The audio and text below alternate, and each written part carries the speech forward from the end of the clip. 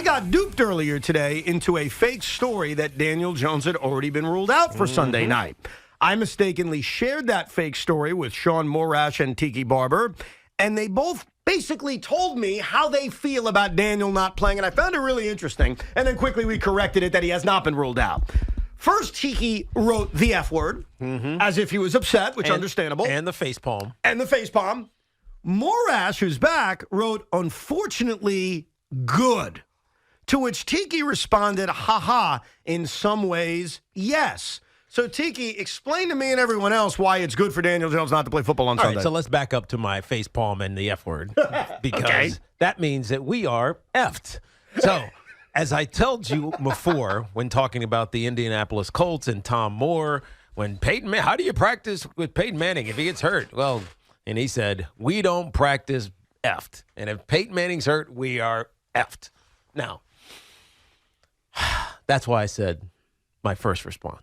My second response to Sean's retort was, you know what? You're right, Sean, because at least our $160 million investment is not going to get so destroyed that he'll never play football again. The rate at which Daniel Jones has been hit in the NFL, and obviously there's 28 sacks, 2 additional ones that make them the leading sack team in the National Football League, Tyrod Taylor being one, and I think who was the other? There's one of the wide receivers on a lateral. So they have 30 sacks, but Daniel Jones has been hit 28 times. He's been sacked 28 times. He's been hit probably 60 times, and he's on pace to set records for amount of QB hits and almost 100 QB sacks if he plays every single game. He is not going to survive that.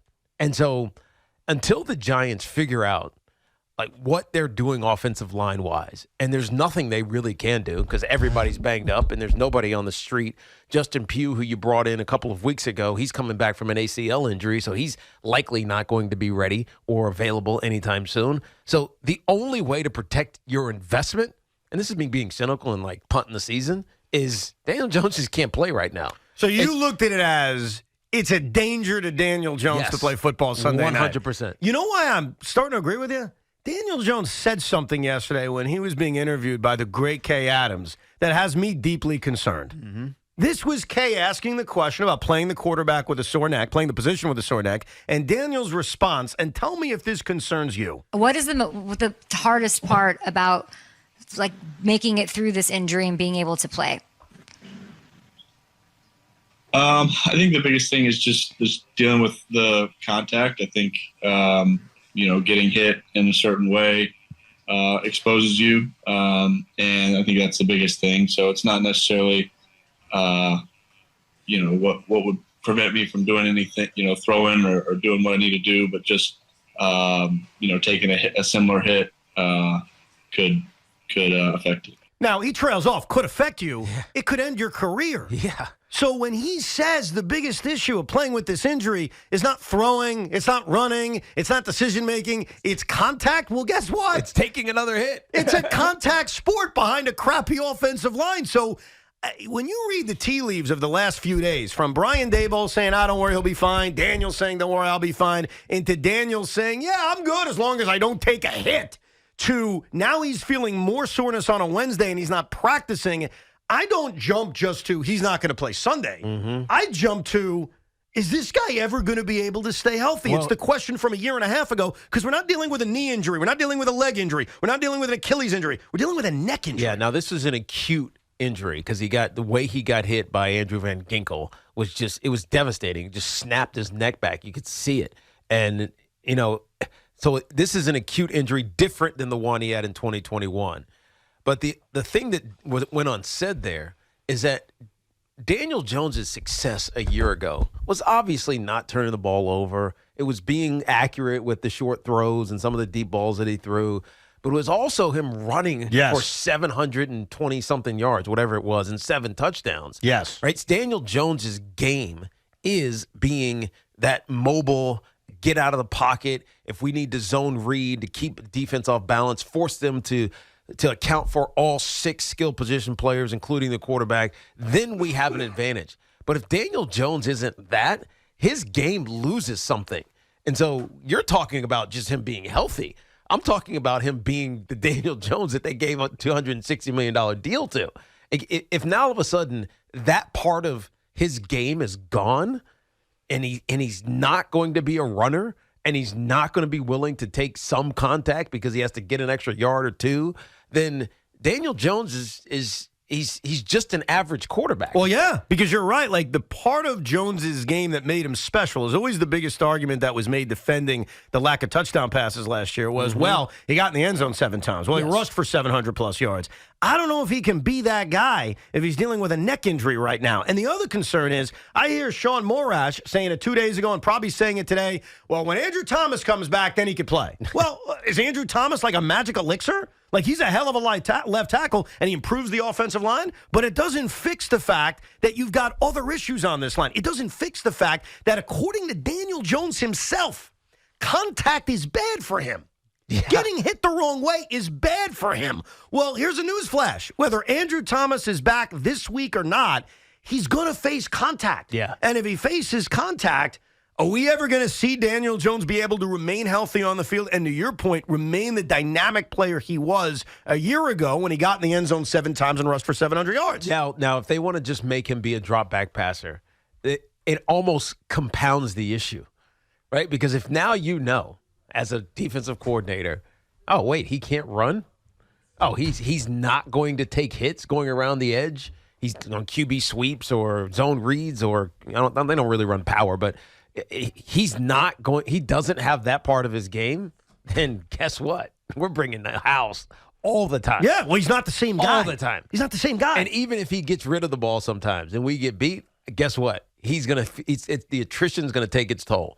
And he'll be out of this game. So can you play Daniel Jones Sunday night against the Buffalo Bills? I can't. I don't think you can, based on what Daniel said and based on the new soreness that he has. Can you play Daniel Jones Sunday night against the Bills? Absolutely not, and I still maintain this. You might say it's not a magic elixir. You can't play him anyway until Andrew Thomas plays. And then what? He just said. And then you just hope that he. Well, that's another part of it. Forget everything you can't, but forget everything that's happened this year so far and how bad they've looked with a line.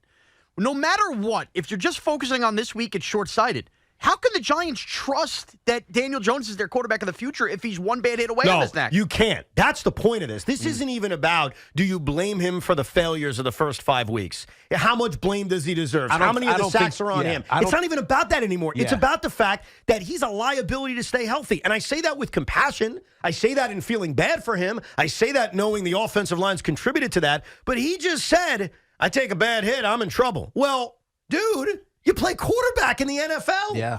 You've got to have red lights flashing all over the place about the status of Daniel Jones, not just this week, not just next week, but for the future. Yeah, this is a short-term issue that could be a long-term problem because we think he's going to be healthy in the next couple of weeks. But is he ever going to be himself again? And so this is what you've always feared. This is what Derek Carr went through. This is what, some of these other, I'm trying to, off the top of my head, I'm thinking of these young quarterbacks that just got abused because their offensive lines were bad. They never became the players that you thought they could become because they were always thinking about it. Yeah. You're always thinking about it. And the problem is that the answer is not there. What can you do to fix an offensive line? If it was one guy, yeah, maybe you could figure out a way to, mitigate that. But it's everybody. It's the left tackle. It's the left guard. It's the center who is horrendous at center. Bredesen is not a center. No. He cannot snap the ball and get his head up and block whoever's in front of him. And so you put a nose tackle on him, that nose tackle is in the quarterback's lap in a second. The right guard is bad and now hurt. And the right tackle we've been talking about all season long. There is no solution for this. So there's no solution, and this is your quote-unquote franchise quarterback. What the hell are you supposed to do? You're supposed to do what I said to do yesterday. Just run the football and with play 2 tight 12 ends. personnel? Yes. Put 2 tight ends and run the football, do some play action. Make it simple. It's going to suck. It's going to be ugly as hell, but it's better than getting the guy who's standing behind center, whoever that may be, his ass is kicked. Yeah. Because that's what's happening, and that's going to continue to happen. Bredesen's guard is below 4. His grade is below 40. 40 on Pro Football Focus? Yes. Yeah. College players could do it better. Now, in his defense, he's not a center. He's never done it. He doesn't know how to do this. So I'm defending him, but at the same time telling you You're a nice defender. But at the same time telling you he sucks at it, right? It just And it weakens two positions, Tiki. Because not playing him at left guard makes it even worse at left guard. All right. By the way, La'el Collins just came in for a visit. He better not leave the facility. No, and he met the Jets yesterday. I'm surprised they let him leave the facility. Yeah. That's for a little bit later. But, okay, this offensive line sucks. We all know that. This is the first time, and we're only 5 games into the year, where I am now fully questioning if this guy can be your long-term answer at quarterback. And yes, it happened in part because this offensive line sucks. No question about it. But you have a guy, and we forgot about this last year. We all forgot about it because Daniel was really good last year. And the Giants won football games last year. And they won a postseason game last year. And I was supportive of giving him a contract extension. Yep. And I like the fact that they have flexibility on it. But the biggest concern about Daniel Jones going into last year, part of it may his ability to play football, but the other part of it was, can he stay healthy? Well, it's back. And Daniel Jones simply saying to Kay Adams, it's not the same neck injury, is not enough to ease my concerns or anyone else's concerns. No. He has a neck issue for the second time in 3 years. And the Giants, Tiki, have been secretive about what it even was. Yeah, I tried to look back and find what that was. Because they never told us. It just kind of disappeared. I remember the first time we had Joe Shane on a couple of years ago and asking about Daniel Jones, I said, hey, is he healthy? And they were always very mum about it. Well, here we go again. Because there's a spoiler alert for you, and I'm just predicting based on what Daniel Jones said to Kay yesterday and what Brian Daboll said today. I don't think we're going to see Daniel Jones for a while. I don't even. I mean, is it crazy to say we don't even see him again this season? He's got a neck injury. Yeah. Who's feeling more soreness today than he did 3 days ago? And the Giants have told us nothing about the neck injury he had 2 years ago. Yeah. You should have alarm bells going off all over the place right now. Yeah, this is a problem, and it's a huge problem. And I feel for Daniel Jones because Daniel Jones, had to fight the haters, the negativity that was around him as a bust, and he's not our guy. Let's go get a franchise guy. He fought all of that successfully a year ago and was the catalyst to help them win a playoff game, and it felt right. I mean, it did. Like some people may have hated the number, the contract that he got, but it felt right that he was the guy to lead this team going forward, at least in the short term. And now he has no shot, and now he's hurt again, and now all of those questions that started 3 years ago are back at the forefront, and they're not going to go away because he's not going to play for a couple of weeks, I think. Now, take me behind the scenes. Who decides if Daniel Jones can play football with a bad neck? Well, the doctors, they have to clear him? Yeah. So that's the word now coming from the Giants is that Daniel could say, yes, I want to play. I'm tough. I can deal with it. But he has to be cleared by the medical professionals. I'm assuming Ronnie Barnes and his staff over there with the Giants before he can actually play. They have a responsibility, the medical staff, in any team, to not let a player put himself in harm's way. I have a key question for you, though. And this may sound weird, but I think it makes a lot of sense. Does the medical department play into this decision, the offensive line protecting him? I mean, You know what I mean? Honestly, Ronnie's been around a long time, and he's seen a lot of football. And if I was knowing Ronnie Barnes, I guarantee you he's at least thinking that yeah, until we get this line right, this is not safe for Daniel Jones. And play the clip again. Think about what Daniel Jones said in response to Kay Adams in terms of this neck issue. Listen to it one more time and tell me if you'd feel comfortable putting this guy behind this Giant offensive line. I think the biggest thing is just dealing with the contact. I think, getting hit in a certain way exposes you. And I think that's the biggest thing. So it's not necessarily what would prevent me from doing anything, throwing or doing what I need to do, but just, taking a similar hit. Well, getting hit in a certain way affect you. Well, exposes you. Isn't he probably going to get hit in a certain way again? I mean, unless you have a different left tackle out there. Josh Azuda couldn't get out of his stance. That's why Daniel Jones' neck is jacked up. He could not get out of his stance. He was trying to kick back. His feet got caught, and he fell down. Almost did. And Daniel Jones got crushed. And that's happened a lot already this season. So you agree with Sean? He can't play till Thomas is back? You almost have to kind of attach them at the hip now? Almost at the very least, so that it's blindside. I mean, I hate to be whole blindside the movie, and it's the importance of left tackles in the NFL, but if Daniel Jones is going to be stuck in the pocket because he now can't run, you got to, at the very least, protect his blind side. There's nothing through 5 weeks that made me say, hey, we all got it wrong about Daniel. He can't be the quarterback. Some of this has been on him. He hasn't been great. A lot of it's been on the offensive line. What's giving me pause today in the middle of October, 5 weeks into the season, that Daniel Jones can't be the long-term answer is the fact that we're talking about another neck injury to a 26-year-old player who just said contact is a problem. That's a problem for all of us. And it's one thing to have like a finger injury. Yeah, I broke my thumb, broke my pinky finger, whatever it is. It hurts. Medical professional, should I play? No, you probably shouldn't play. You know what? Screw it. I'm going to play. Right. It's a finger. Yes. When it's your spine, it would be irresponsible to let him play. No doubt. They think that if there is further damage that could happen. Let's get to some of your calls. Kaz is in Kearney. What's going on, Kaz? Hey, guys, great show. Appreciate I it. agree 100% what you guys are saying. I mean, we're in big trouble. The Giants, Jones, I don't know if he's going to play another game the rest of the year. And I'm thinking, act now and be proactive, and maybe we could bring in a guy like Justin Fields. I don't see Tyrod Taylor lasting the way this line's playing. He was running for his life, too. Yeah, he got banged around, too. He got the wind knocked out of him a week. Look, Justin Fields is not going to be available from the Chicago Bears right now. Not yet. Well, at the end of the season, he won't be. Look, he's played. They lost against the Denver Broncos, but he's played great the last 2 weeks. And so Luke Getsy, who was their offensive coordinator, has finally figured out the right combination of design runs and things of that nature, but also letting him throw the ball down the field that he's feeling comfortable with. He's not thinking. He called it coaching at the beginning. Remember, what's wrong? Justin, coaching. I'm thinking too much. They're telling me too many things. They found the right balance. I'm not saying Chicago's going to be good, but I think Justin Fields and this type of scheme actually might be okay. And Chicago might not want to move off of him just yet. There's short term and there's long term. Short term, they need to elevate another quarterback, whether it's Tommy DeVito or it's signing someone off the street. Kind of like Tommy DeVito. Yeah, you got to elevate somebody. But Tyrod Taylor is the starting quarterback of this team if Daniel Jones can't go. That's right. Now, next year, if we're talking about 2024 and we have deep concerns about Jones' ability to stay healthy, well, that's a completely different discussion.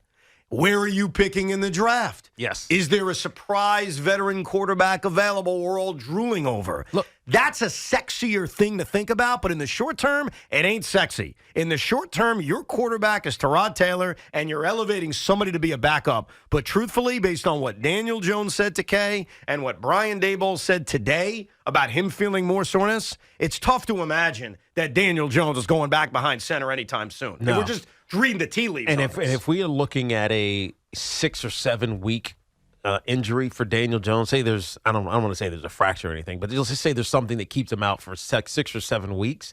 Now all of a sudden you're worried about him next year. Well, right? I think this has already created a worry for next year. I'm worried about next year now. If he recovers quickly, like if he's back in 2 weeks and he's fine, then it's short. It's minor. If this is like a month injury, that's worrisome. If he comes back in a week and there's no more injury problems and the line improves and Daniel doesn't get hurt, you're right. This could end up being, as I like to phrase it, a fart in the wind and we forget all about it. But if this is a lingering thing, when you think about 2024 where you're going to have new expectations for the Giants, you're going to ask yourself a question. Can I trust the quarterback to stay healthy? Because the reality around Daniel Jones is outside of last year, he's had injuries in his NFL career. Yeah. We just forgot about it because of last year. That question is going to exist whether he misses a week or not now. This is a neck injury. Whether it's 1 week or not, he's 26 with a 2-time neck injury. Even if he misses 1 week, I think the question now exists forever. Every time he gets hit, you got to think. Remember, he has a history of neck problems. I'm not down on that because I think I have to take him at his word that this is not the same injury that happened a couple of years ago. And the neck is very complex. Could be muscular, could be structural, could be nerves, it could be anything with your neck. But if he's short-term gone, it's a week or 2, I'm not worried about this. If this thing is a month, then I'm thinking, God, we had to have a plan B for our long-term quarterback. And one more thing to note, last time he had a neck injury, he practiced. He just wasn't cleared for contact. This neck injury, he's not even practicing. Not even practicing. We'll come right back with your calls, 877-337-6666. And I got to do it because I already feel it building. I feel it building amongst the callers. I sort of feel it building among Tiki and Sean. And that is something I won't go for because I really do like this guy. The disrespect that's already being said about Tyrod Taylor. Tyrod Taylor is a lot better than you guys give him credit for. And I may even make the case his career, he's been better than your starting quarterback.